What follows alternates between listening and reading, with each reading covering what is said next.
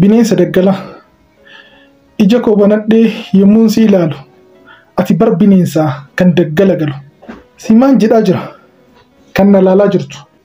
mee daawwitii ilaali bineensa fakkaattu silas dhiira taatu of ilaalteen beektu